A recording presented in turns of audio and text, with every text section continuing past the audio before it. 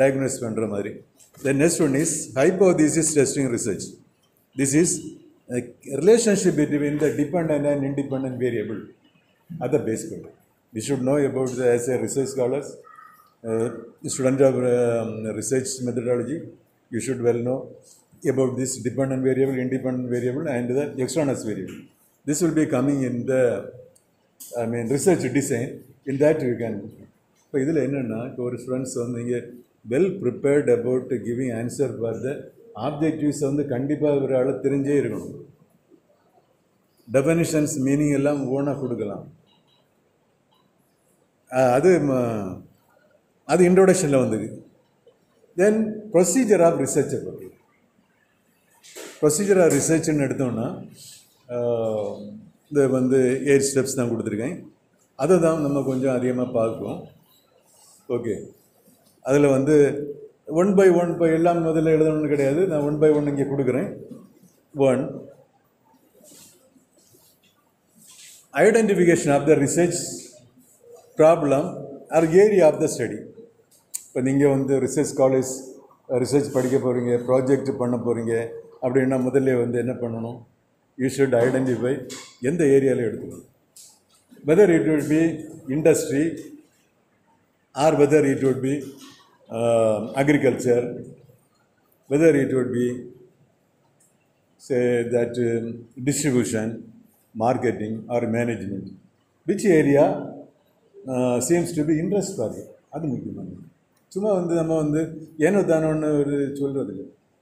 Your interest you can consult with your guides. Broad area you should select.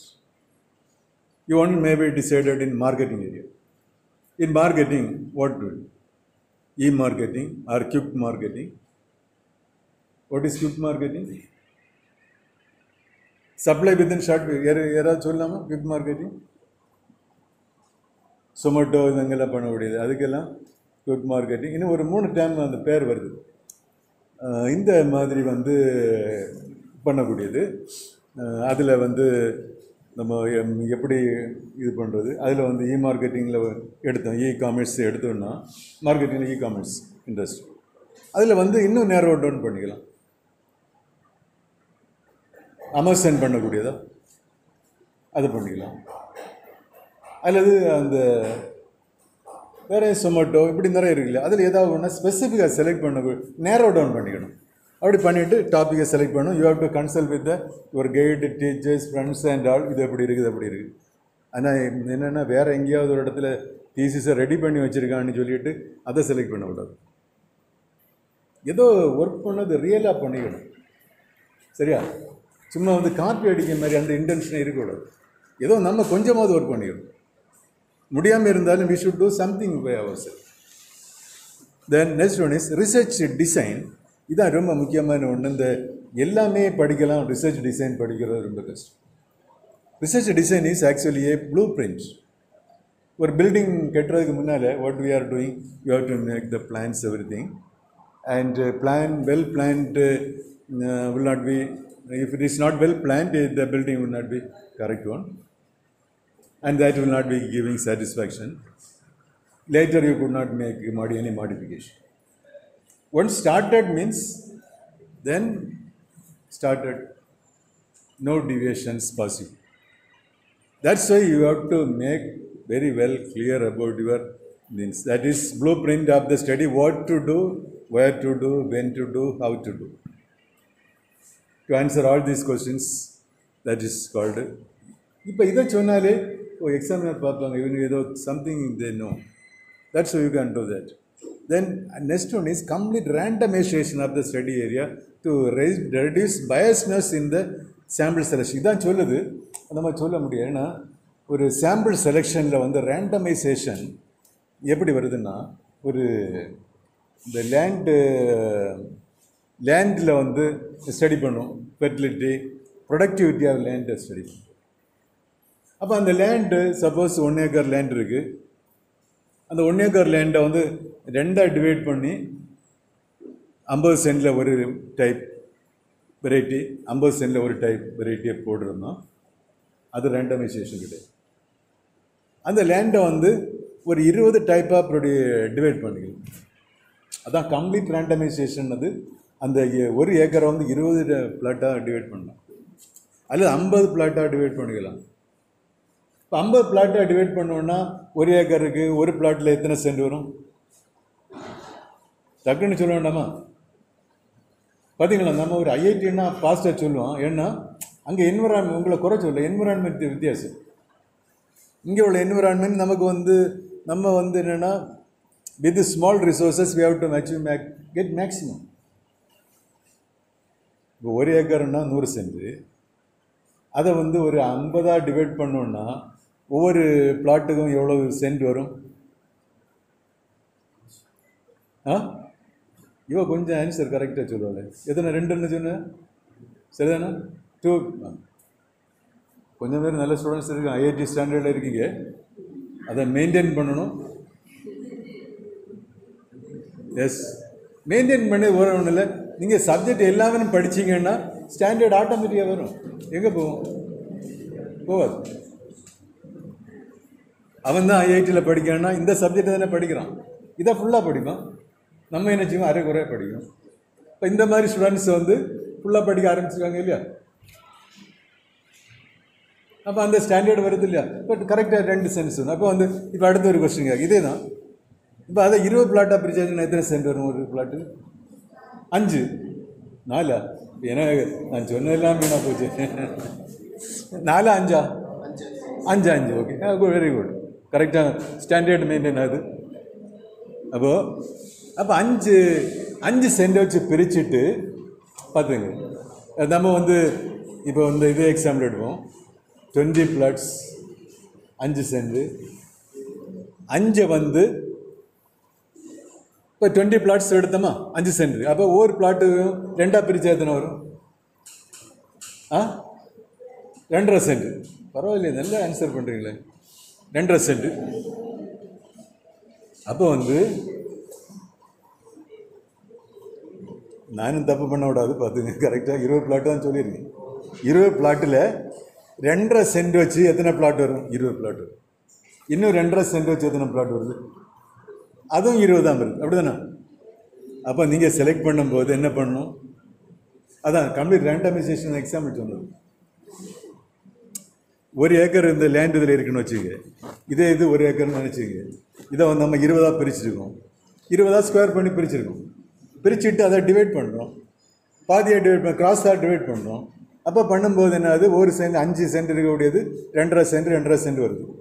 அப்படி பிரிக்கும்போது 20ங்கிறது 40 பிளாட்டாக வருதா? 40 வருது இல்லையா? இந்த 40ல் வந்து நீங்கள் வந்து அங்கே எல்லாத்தையுமே ஒவ்வொரு பிளாட்டில் இருந்தும் இந்த 2.5 சென்ட்டை வச்சு எடுத்தோன்னா 20 பிளாட் வந்து என்ன வரும்? தனியாக எடுக்கும். 20 பிளாட்டை தனியாக எடுக்கும். அப்போ வந்து சாயில் ஃபெர்டிலிட்டி ஒன்றுமே அதில் அஃபெக்ட் பண்ணாது. ஏன்னா இங்கேருந்து கொஞ்சம் எடுக்கீங்க, அங்கேருந்து கொஞ்சம் எடுக்கீங்க, அங்கேருந்து கொஞ்சம் எடுக்கீங்க. இதுதான் கம்ப்ளீட் ரேண்டமைசேஷன். சாம்பிள் செலெக்ஷன் வந்து இதே மாதிரி தான். ஒரு காலேஜில் உள்ள ஸ்டூடெண்ட்ஸ் எடுத்தாலும் சும்மா போய் வந்து ஒரு காலேஜில் ஒரு கிளாஸ் மாத்திரம் எடுக்கணும்.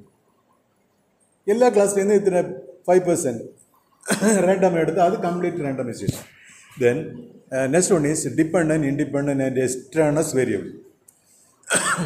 இப்போ டிபெண்டன்ட் வேரியபிள், இண்டிபெண்டன்ட் வேரியபிள்னா ஏற்கனவே சொல்லிட்டோம். ரெயின்ஃபால் அண்ட் அக்ரிகல்ச்சர் ப்ரொடக்ஷன் நான் சொல்லியிருக்கேன். அக்ரிகல்ச்சர் ப்ரொடக்ஷன் டிபெண்ட்ஸ் ஆன் என்னது? ஒரு ப்ரொடக்ஷன், அக்ரிகல்ச்சர் ப்ரொடக்ஷன் எப்படி டிபெண்ட் ஆகும்? லேண்ட் ப்ரொடக்ஷன் நல்லா இருக்கணும்னா என்ன பண்ணணும்? ரெயின்ஃபால் இருக்கணும், அப்படிதானே? தென் ஃபெர்டிலிட்டி இருக்கணும், லேண்ட் ஃபெர்டிலிட்டி இருக்கணும். அப்புறம் வந்து மேனுவர் போடணும். இன்னொன்று நான் இங்கே சொல்லியிருக்கேன்ல, மேனுவர் போடணும், வீடு கண்ட்ரோல் பண்ணிக்கணும், இவ்வளோ இருக்கணும். அப்போ வந்து அதுதான் அந்த ப்ரொடக்ஷனை வந்து கூட்டவோ குறைக்க வச்சுக்கணும். இவ்வளவு இல்லைன்னா ப்ரொடக்ஷனை வந்து கூட்டாது. ப்ரொடக்ஷன் கூடணும்னா இவ்வளவும் ஃபேக்டரிஸ் இருக்கணும். ப்ரொடக்ஷன் குறையணும்னா அதுதான் வந்து மேனிப்புலேஷன் பார்த்து. மேனிப்புலேட்டிங் இண்டிபெண்டன்ட் வேரியபிள்னா மேன்யூரை குறைச்சிங்கன்னா ஈல்டு will not come. இப்போ ரப்பர் பிளான்டேஷன்லேயும் அப்படி தான். சிலவங்க வந்து from 1 acre they will be getting 30 kilograms. In 1 acre somebody struggled to get 5 acres, 5 kilograms. காரணம் என்னென்னா அந்த மாதிரி ஒரு அவங்களுக்கு வந்து அந்த மாதிரி வந்து மெயின்டைன்ஸ் பண்ணலை, அவங்க மேன்யூர் பண்ணலை, எல்லாம் கரெக்டாக பண்ணாமல் இருக்கிறதுனால அது பண்ண முடியும். சரியா? அடுத்து மார்க்ஸ் டிபெண்ட்ஸ் அப்போ ஸ்டூடெண்ட்ஸ் மார்க்ஸ் எதை பேஸ் பண்ணியிருக்கு? இந்த சொல்லியிருக்கீங்களா, டீச்சிங்கை பேஸ் பண்ணியிருக்கு. டீச்சர்ஸ் என்னதான் இருந்தாலும் டீச்சிங்கோட இம்பேக்ட் கண்டிப்பாக இருக்கும். அப்புறம் கிளாஸில் ஸ்டூடெண்ட்ஸ் அட்டென்ஷன் இருந்துக்கணும், நோட்ஸ் எடுத்துக்கணும், தென் படிக்கணும் சொந்தமாக, பேரண்ட்டும் கேர் எடுக்கணும், அப்புறம் வந்து பியர் மெம்பர்ஸும் இருக்கணும். பக்கத்தில் இருக்கக்கூடிய நல்ல பியர் மெம்பர்ஸ்னால் அவங்க என்ன சொல்லுவாங்க, படிக்கணும் இன்ட்யூஸ் பண்ணும். மோசமான பியர் மெம்பர்ஸ்னால் அவங்க படிக்க இன்டென்ஷன் இல்லாதவங்க வந்து அவனை வந்து கொஞ்சம் டவுன்ஃபால் ஆக வாய்ப்பு. Then next one, significant relationship to our three towns with respect to income, savings, employment, education. Significant relationship. Significant relationship in வரும்போது என்ன வருதுன்னா,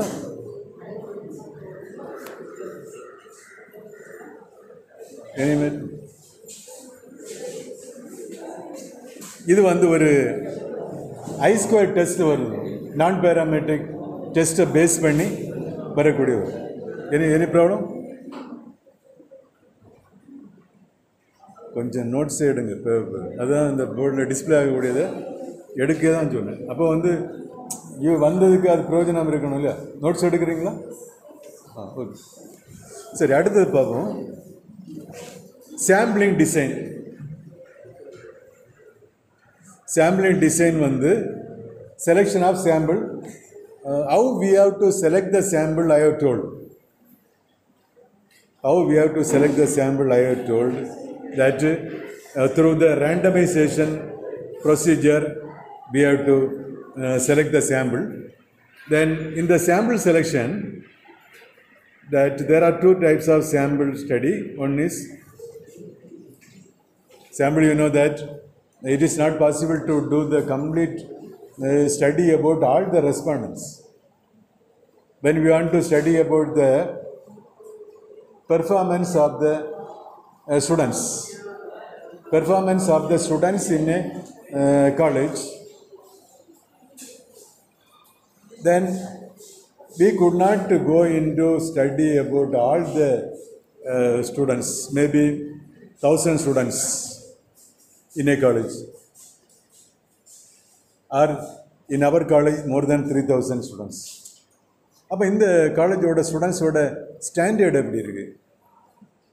ஸ்டாண்டர்டை மெஷர் பண்ணுறதுக்கு நம்ம என்னென்னா ஒரு மெஷர்மெண்ட் என்ன எடுக்கலாம்னா, அவங்களோட சர்டிஃபிகேட் ரெக்கார்ட்ஸை பேஸ் பண்ணி on the basis of the records we may get to the conclusion that இங்கே உள்ள ஸ்டூடெண்ட்ஸ், ஆவரேஜ் ஸ்டூடெண்ட்ஸ் வந்து மார்க் எல்லாம் 70% மார்க்கில் உள்ளவங்க தான் இருக்காங்க, right?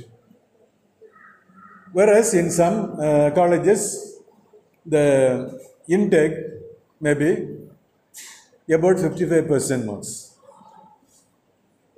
In some colleges intake may be at about 90% marks.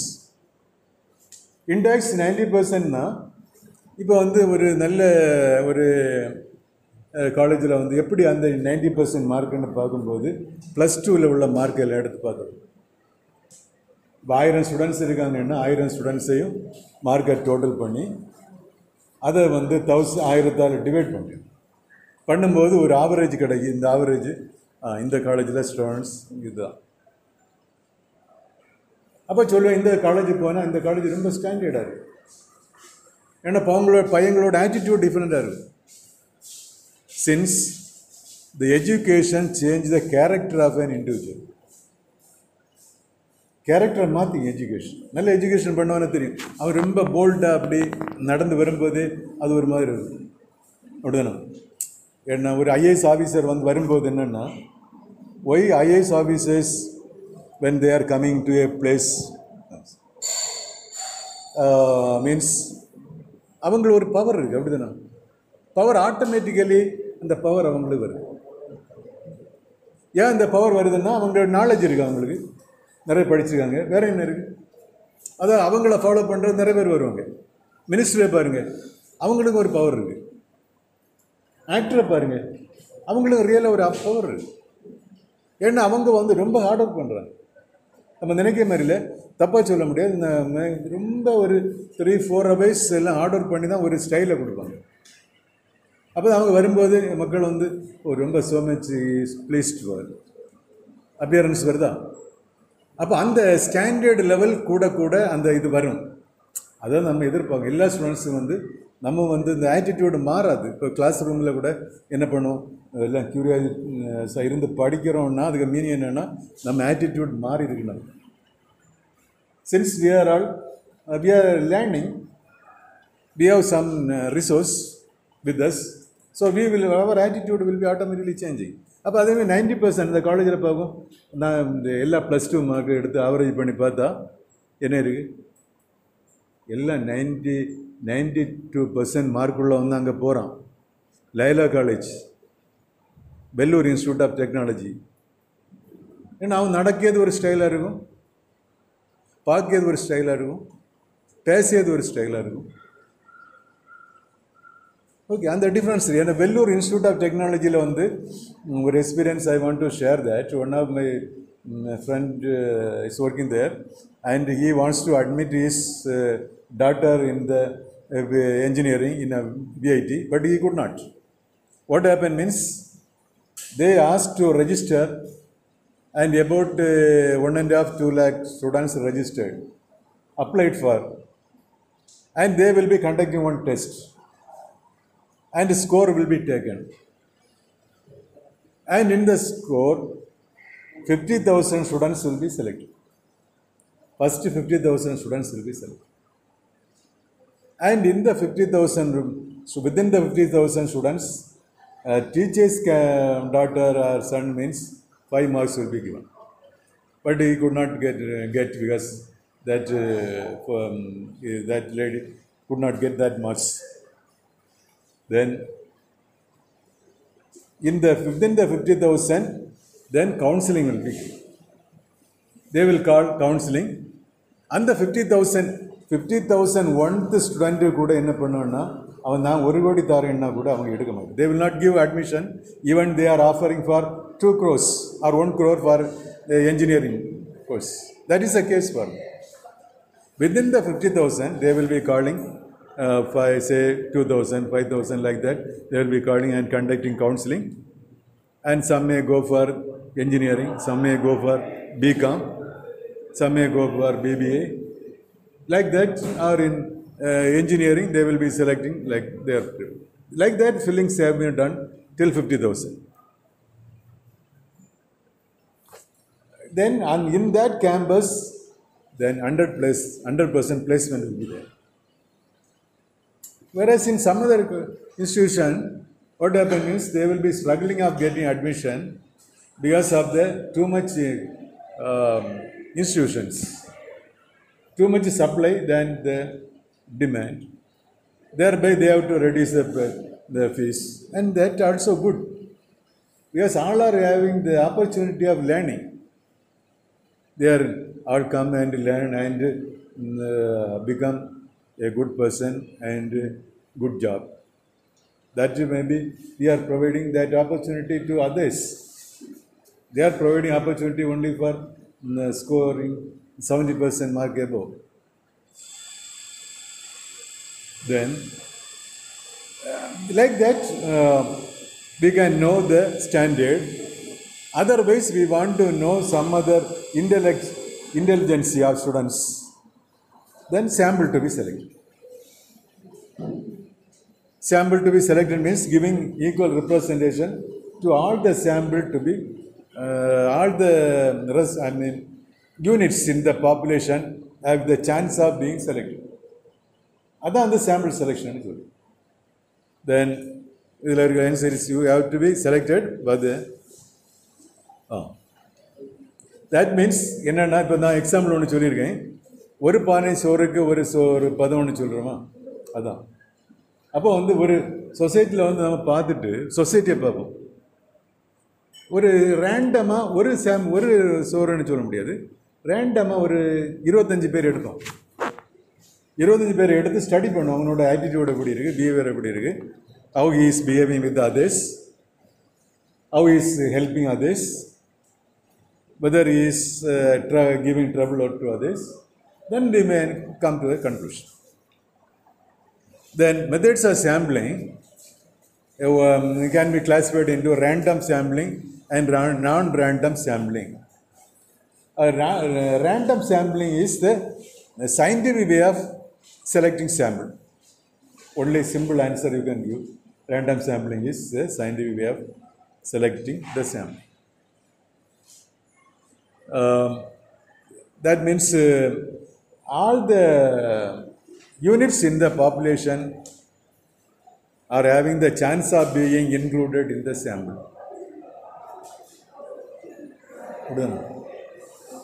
அப்போ அந்த மாதிரி பண்ணோன்னா இப்போ வந்து ஒரு இந்த இங்கே ஒரு 100 பேர் இருக்காங்கன்னா 100 பேரில் யாரை செலக்ட் பண்ணுவாங்க? 100 பேர் நம்ம வந்து என்னென்னா 100 பேர் நம்பரை போட்டு அதில் வந்து எல்லாம் மிக்ஸ் பண்ணி அதில் ஒரு 15 பேரை செலக்ட் பண்ணோன்னா அதை ஷவுல் பண்ணி எடுத்தால் போதுமே. அப்போ யார் வருவான்னு தெரியாது. அதில் டிஃப்ரெண்ட் மெத்தட்ஸ் இருக்குது. நான் ரேண்டம் சாம்பிளிங் மெத்தட்னு காரணம் என்னென்னா வருதுன்னா சயின்டிஃபிக் மெத்தடு கிடையாது. Why? Because the population character is like that. Large population.